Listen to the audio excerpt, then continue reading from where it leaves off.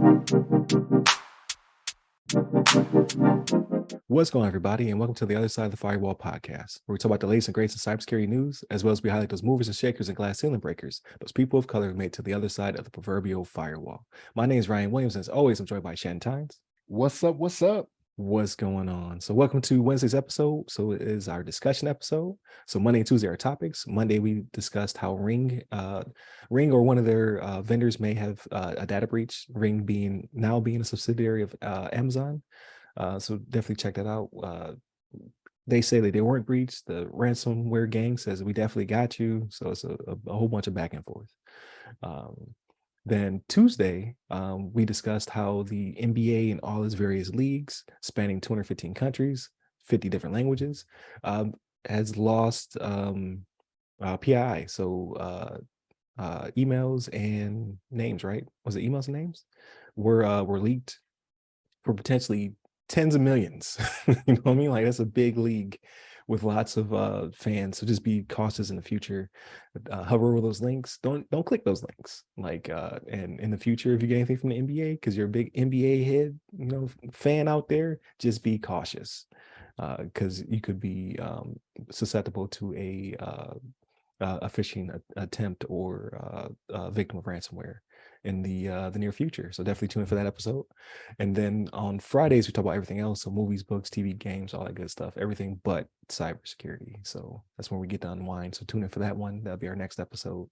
But without further ado, today's discussion comes from an article from the Black Wall Street Times. So that is the blackwallstreettimes.com. It is entitled White House host roundtable with Black cybersecurity experts. You love to see it. That's why we have the podcast, right?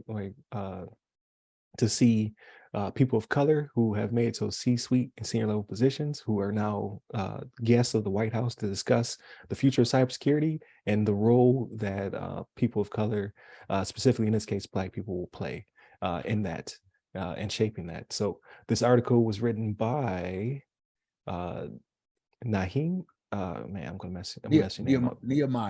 Nehemiah, thank you, Frank. So Nehemiah Frank wrote this article. And what I want to pull from it was, okay, so it says cybersecurity as a profession for Black Americans. So in the article, he writes, cybersecurity is quickly becoming a vibrant and essential field for Black Americans, allowing them to be at the forefront of a rapidly changing world. This can involve anything from developing new IT strategies to defending against cyber attacks, making it an extremely versatile career. The opportunities for Black professionals in this area are immense as the demand for talented professionals continues to rise. According to the Cyber Crime magazine, it's estimated that there will be 3.5 million cybersecurity jobs available around the world. This includes over 715,000 in the US alone. So we keep talking about this, right? We talk about the pipelines being built to bring STEM into our communities. We talk about how big business, so you have your Apples, your Microsofts, your Bell Souths, establish themselves on campuses of HBCUs to pull that talent in. We talk about the Department of Defense, specifically the Air Force, is now building a pipeline to bring in more professionals that are people of color into the DoD to create new tech and R&D in the cybersecurity field, specifically, I believe it was in engineering for the Air Force. We talk about all these strives to make this happen. And now you see initiative by the White House as well to bring in these professionals to discuss cybersecurity and to basically provide access. So I posted this on LinkedIn and trying to generate a conversation, but I saw someone already had a string going on. It had like 50 comments in it. And I jumped in there to see kind of what people were talking about. And most of it was positive.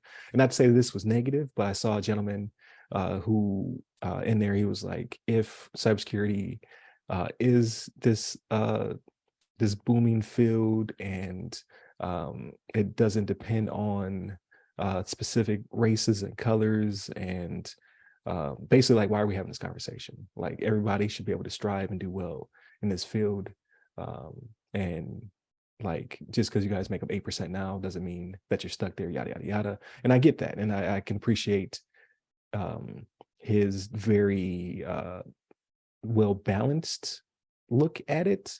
However, access, that's what we're talking about. We're talking about access, right? Like people get hired into these positions uh, to do these big projects and to lead these initiatives based upon the relationships that they make. So this is them making relationships and access for Black people specifically at the highest of levels, right? The White House is hosting this. So that's what we're talking about. We're not saying that people are not able to join the field because of oppression and systemic racism and things of that nature, which that could be the case in some of those cases. What we're saying in this article purely is a means of access. Like typically you hire people based upon character and the relationships that you built and people that you know.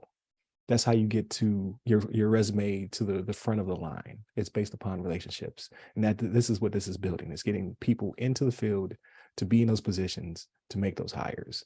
Because like just because there's 3.5 million jobs available doesn't mean that there isn't 9 million people applying for those jobs, right? So what I learned through the hiring process was it is very hard to get a resume through the system, and then it's very hard to get that resume in front of a person who's going to look at it for more than 10 to 20 seconds.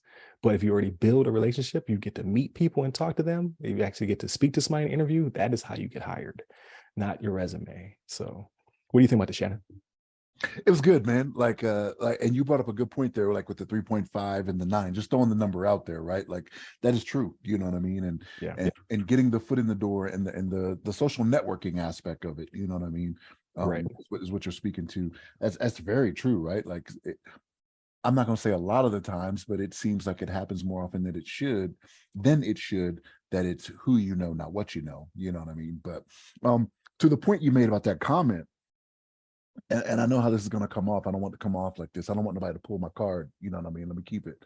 But it kind of has a point, right? Because even in this article, they talk about Craig Newmark of Craig Newmark Philanthropies, and he's doubling his philanthropic commitment to fighting cyber threats. He's increasing it from 50 million to 100 million. Now, Craig Newmark is not a Black man, Black woman, whatever, right? He is a Jewish male. You know what I mean? So like he's actually in the picture. So for this article, if you look up in the third row, because I looked him up, I was looking up, you know, the thing. If you look up in the third row, the guy with the Kango right there, that's him. Yeah. You know, Okay. so yeah, that's the guy. So he was there, and like I said, doubling, like putting your money where your mouth is. That's kind of what we always say, right? Like it's good to have these conversations and everything. The conversations are always good. It's always a good start, but 50 million to 100 million. I mean, this is from a private citizen that has a philanthropy that does a philanthropy effort. You know what I mean? So that's good money to put behind that. You know what I'm saying? So I kind of agree with what he's saying, but I think that's the goal, is to get to the point where it's not based on race. You know what I mean? But that's not the reality of what it is right now, right? So again, don't pull my card. You know what I mean? Don't have the people come get it. You know what I mean? But yeah, no, it's this is a very good effort. And again, they're putting money behind it, right? $90 million for cybersecurity efforts, right? For the Biden-Harris administration. So this is what we always want to see, right? And like I said, we do want to get to that point where it's not a big deal. And something else that was referenced in the article is something that we brought up in the past. So they brought up I believe I don't know if she's the current mayor or the former mayor, Keisha Lance Bottoms of Atlanta. Yes. I can't remember if she's current or former. I can't remember, but she was actually here for this, and she was talking about, because Atlanta, when it got hit 4 or 5 years ago, I want to say maybe it was 2018, I think it was. This was when the city of Atlanta got hit. It was the largest cybersecurity attack attack on a municipality in U.S. history. Man, I can't speak today either, man. It's spreading, but and she was there talking about it, and something she brought up, she said, thankfully, someone had the forethought to get cyber insurance. And we've talked about that on the show, right? Like getting cyber insurance to kind of protect yourself against these types of things, right? And this was something somebody had the forethought to do back 5 years ago. You know what I mean? Yeah. Yeah, that's because we're already being attacked at that point, but not to that level. And I didn't even know what the cyber insurance was. And back then, that wasn't even a thing. Yeah, right. Like it wasn't until we did the show on it that it was like, man, it was not something I was tracking that much either. You know what I mean? So, but it is a good thing. But no, it's always a good thing to be inclusive like this, right? So it's one of those things where the reason this happened the way it did is because the person that's in charge, his name is escaping me. I know it's in the article, but is a Mhm. black male, right? So, man, trying to find his name, but yeah, he's the one that set all of this up, and nope, she's a deputy cyber director. But yes, this is how it happens. You know what I mean? So like when you have, it's just like we've talked about before. People tend to they gravitate to what they already know, right? So like if it would have been, a white male in this position that set this up, that went to Harvard or Yale, whatever, you may not have had all these people um, that are black that came from HBCUs or lesser known Right. colleges. Right. That would have It, been his pipeline. It would have been all Ivy League. there it Well, is. potentially, right? Like I hate to speak in matter of facts, right? Because we don't know, but it's just it's like being a kid and you go to the lunch table, right? Like some people went to school and they had very diverse lunch tables. Other people went to school and you had the black table, you had the white table, you had the Hispanic table. Like people like to be around other people from their culture because they can build ties and relationships in that nature, right? It's just we're kind of tribalist. Like no matter how far we feel we've evolved, that's unfortunately still the case. That's part of the human condition. So if you want to grow it past 8%, you're going to have to start putting very, like, not to say that you're finding people who lack the talent. You're finding people who have the talent from that community, right? They're already phenomenal at what they do. They just so happen to not have access at this point.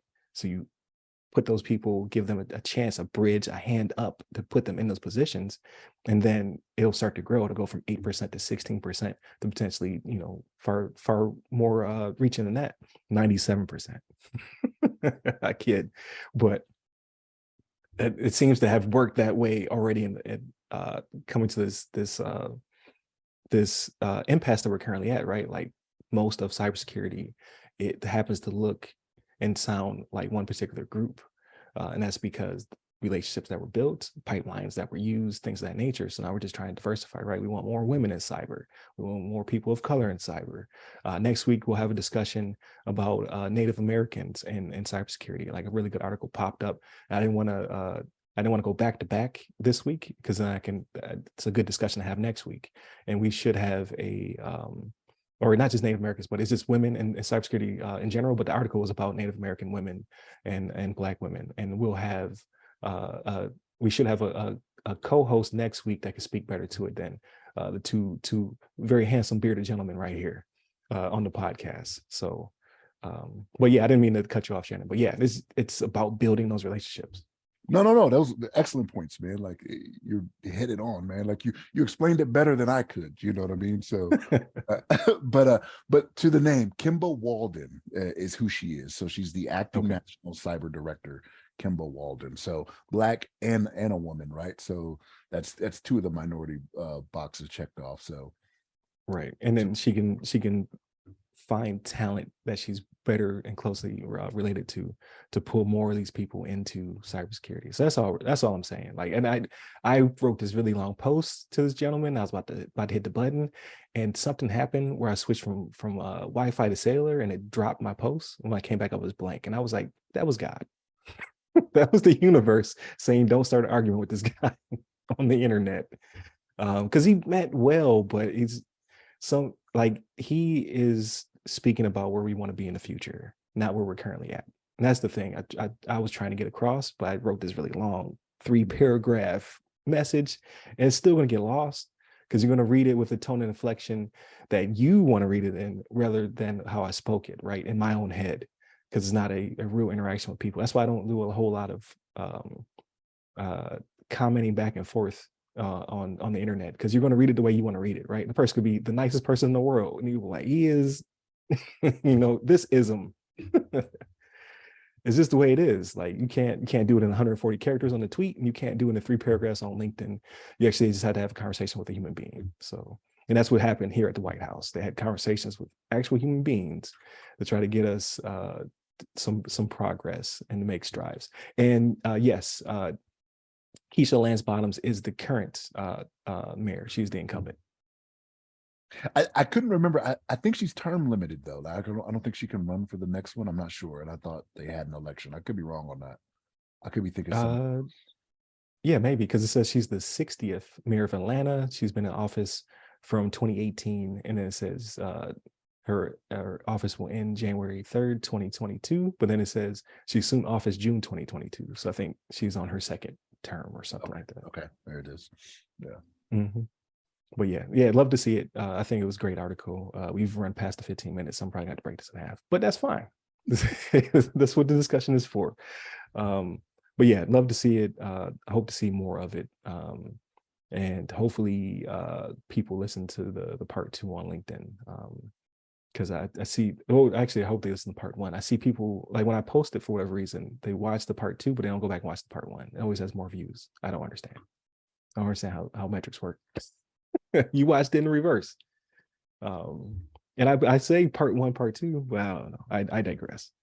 I love the LinkedIn community because they definitely support the podcast just as much as the audio listeners. Now YouTube has a handful of people. Like there's not a lot of people who watch us on YouTube. Like you have like Mike Ware, and oh man, I can't remember the gentleman's last name, but it's like Nathaniel. He leaves comments. But yeah, I get like maybe 10 views on YouTube as opposed to a lot more audio listeners, which is fine. But I don't know why LinkedIn is more popular than YouTube for whatever reason. But maybe we're just drowned out by lesser podcasts. All right. We are the world's greatest podcast in cybersecurity. And I could say that and not get sued because there's no metric. Are you sure? Okay. I'm pretty sure I can say that and not get sued. I don't think anybody's been awarded. It may be more specific. We are the world's greatest cybersecurity and DE&I podcasts in the world. Okay. That's how I should leave it out. That's how I should leave every episode. Welcome to the world's greatest cybersecurity and DE&I podcast. I am your host. But no, I think this is a great article. I love to see it. I think next week's discussion will be also really good. And I'm glad we have somebody who can talk to it, right? Hopefully everything works out. If not, then we can talk to it ourselves. But it's entitled "Natives Rising Winds Backing to Help Native Americans into Tech and Startups." So it's gonna be a really good discussion. So tune in for that one next week. Usually I don't already have that one queued up for the following week, but it like literally hit the day, and I was like, I'm gonna use it next week, which goes into this being the month. What's called it? Man, drawing a blank. Women's Appreciation. Women's Appreciation Month, or is it Women's? Or it's called, man, should know this. You about to get us in trouble? Yeah, boy. We both got wives, so I know. And mothers and daughters. But I appreciate her. It's Women Appreciation Month. Yeah, that's right. Yeah, you better say it with confidence. Yeah, I know. Women Appreciation Month. I knew I was right. Yeah. So I think it's definitely good to go back to back like that. Like hopefully there'll be another article and another article. But definitely continue to tune in, hit us up at all of the websites that go by our name. You can hit me up personally. I'm at RY Security Guy. That's RY Security Guy. I'm on LinkedIn, Clubhouse, and Twitter. Definitely tune in for tomorrow's episode or Friday's episode, depending on when you listen to this, where we talk about everything but cyber. So movies, books, games, all that good stuff. With that being said, stay safe, stay secure.